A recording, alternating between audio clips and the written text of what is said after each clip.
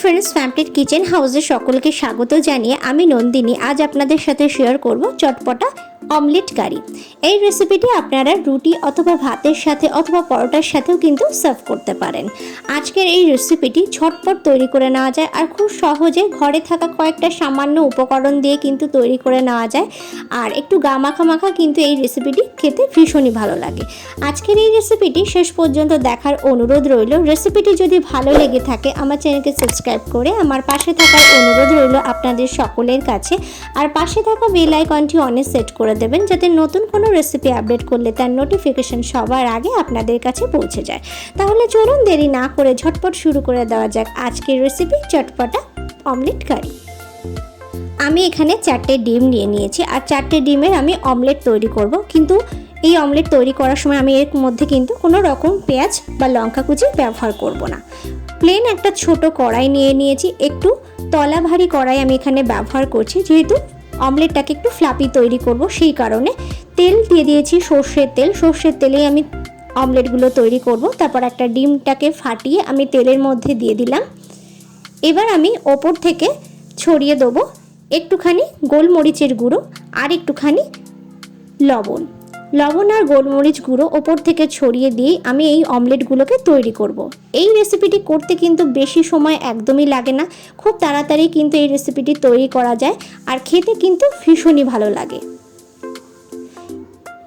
এবার অমলেটটাকে উল্টে নিলাম, এপিট ওপিট বেশ ভালো করে অমলেটটাকে ভেজে নেব।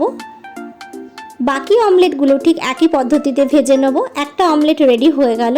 আবারও ওই কড়াইয়ের মধ্যে সর্ষের তেল দিয়ে দিয়েছি। তেলটা বেশ ভালোভাবে গরম হয়ে গেলে আবারও একটা ডিম ভেঙে দিলাম, দিয়ে ওপর থেকে দিয়ে দিলাম গোলমরিচের গুঁড়ো আর একটু লবণ। ঠিক একই পদ্ধতিতে আমি এই অমলেটটাও তৈরি করে নেব। এবার আমি মশলা তৈরি করে নেব। তার জন্য এখানে নিয়েছি একটা মাঝারি সাইজের টমেটো, একটা মাঝারি সাইজের পেঁয়াজ, হাফ ইঞ্চি আদা আর কয়েকটা রসুন একসঙ্গে জল দিয়ে পেস্ট করে নেব। রসুনের পরিমাণটা এখানে একটু বেশিই নিয়েছি। অমলেটগুলো আমার তৈরি করা হয়ে গেছে। এবার কড়াইয়ের মধ্যে দিয়ে দিচ্ছি আমি অল্প পরিমাণে সর্ষের তেল। পুরো রান্নাটা করার জন্য আমি সর্ষের তেলটাই ব্যবহার করেছি। রান্নাটা সর্ষের তেলে করলেই কিন্তু টেস্টটা বেশি আসবে, তবে তেলটা অল্প পরিমাণেই ব্যবহার করবেন।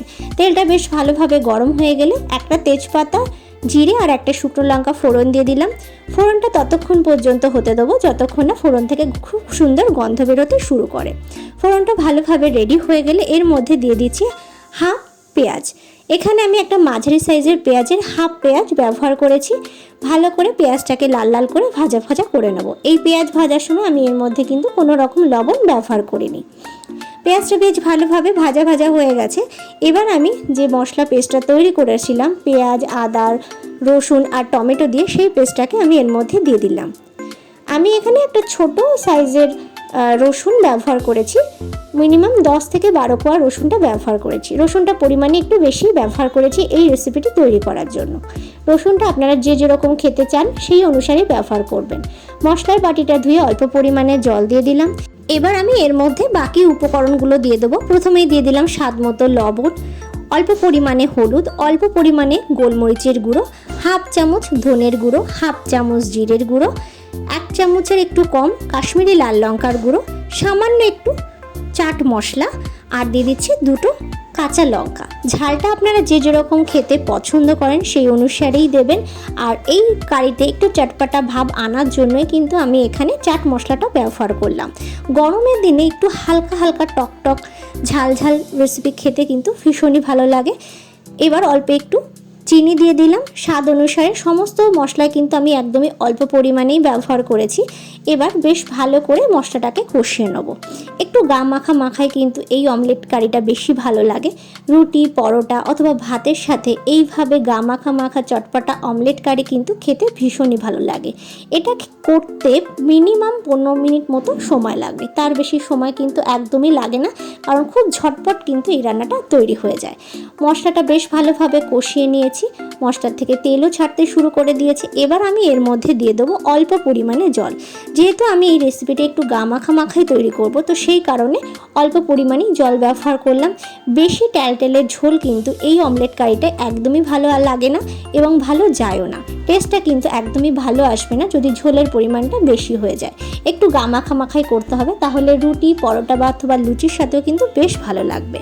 আর ভাতের সাথে তো অসাধারণ লাগে, কষা কষার মতো লাগে, কিন্তু খেতে এতটাই টেস্টি যে আপনারা শুধুমাত্র এই রেসিপিটা দিয়ে এক থালা ভাত খেয়ে নিতে পারবেন। বেশ ভালোভাবে জলটা দিয়ে একটু ফুটতে দিলাম, জলটা বেশ ভালোভাবে ফুটে গেছে।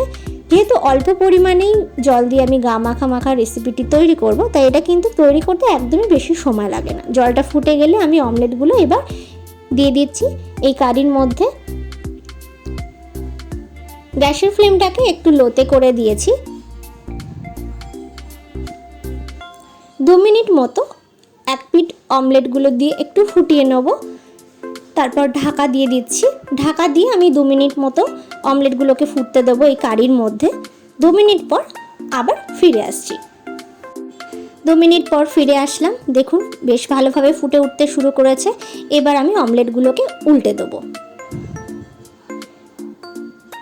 নিশ্চয়ই বুঝতে পারছেন ঝোলটা কিন্তু একদমই গা মাখা মাখাই হয়েছে। প্রত্যেকটা অমলেট এইভাবে উল্টে দেবো, যাতে ওই পিঠের অমলেটের ওই পিঠটাতেও কারিটা বেশ ভালোভাবে ঢুকে যায়। ভালোভাবে উল্টে দেওয়ার পর আমি ওপর থেকে দিয়ে দিচ্ছি একদমই সামান্য একটু গরম মশলার গুঁড়ো। সমস্ত মশলা কিন্তু অল্প পরিমাণেই ব্যবহার করবেন। আর দিয়ে দিচ্ছি একটুখানি হাতের সাহায্যে একটুখানি মিলিয়ে দিচ্ছি গরম মশলাটাকে, যেহেতু একদমই সামান্য পরিমাণে গরম মশলা ব্যবহার করেছি। আর ওপর থেকে দিয়ে দিচ্ছি ধনেপাতা কুচি।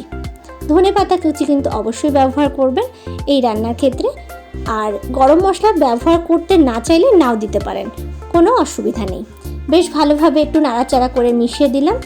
এবার গ্যাসের ফ্লেমটাকে অফ করে আমি 2 থেকে 3 মিনিট ঢাকা দিয়ে রেখে দেবো ধনেপাতার ফ্লেভারটা এই অমলেট কারির মধ্যে ঢোকার জন্য।